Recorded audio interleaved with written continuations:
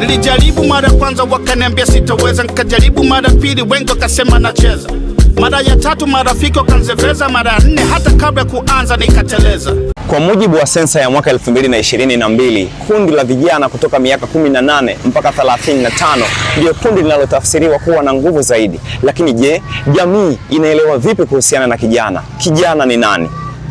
Kwa mimi, kwa uelewa wangu ninavyoelewa, kijana ni mtu mwenye umri kuanzia miaka 18 mpaka miaka 36, mtu mwenye uwezo wa kutumia akili na nguvu kwa wakati mmoja. Huyo ndio kijana.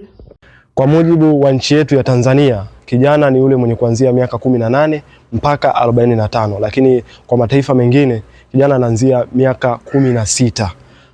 Lakini pia kijana ni mtu ambaye mwenye nguvu, shupavu na pia anatumia akili.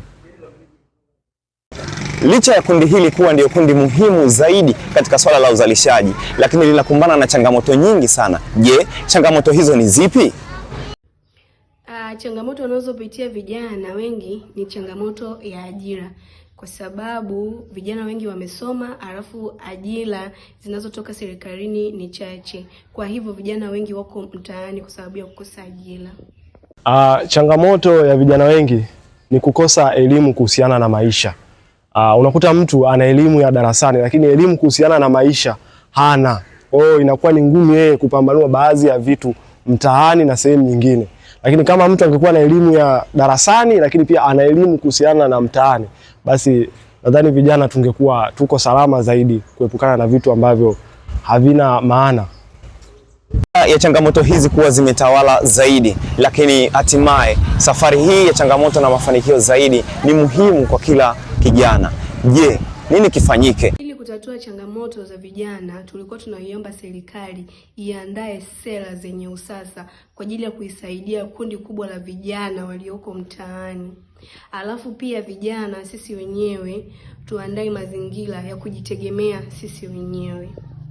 Suluhisho la changamoto hizi za vijana ni jamii tu kuwapa nafasi vijana ili waweze kuonyesha kile ambacho walichonacho, lakini pia kuwasikiliza. Kitu ambacho watu wengi tunashindwa ni kuwasikiliza vijana na kuwaamini. Kwa hiyo tuwape nafasi vijana waweze kufanya kile ambacho walichonacho. Taifa la Tanzania, uti wa mgongo wa uzalishaji ni vijana. Vijana inasisitizwa kutumia fursa zilizopo, kubadili changamoto hizo, kutumika kuwa nafasi ya kufanya maamuzi sahihi, nafasi ya kupata mafanikio zaidi. Mimi ni George John, hii ni Jamii Yetu. Mara sita nikasikia sauti kinita kwamba maisha ni vita, je unaweza? Mara 7 mambo yalijiongeza, kila ninapoanguka nainuka najisogeza, napopata kidogo na kiwekeza, maisha chuo kikuu wapaswa kujiendeleza. Mara 8 I'm the man, now I rise up, king down the jungle, always keeping my head up. Usikate tamaa, ongeza juhudi tupambana, sitting on the top of the world, now unaweza.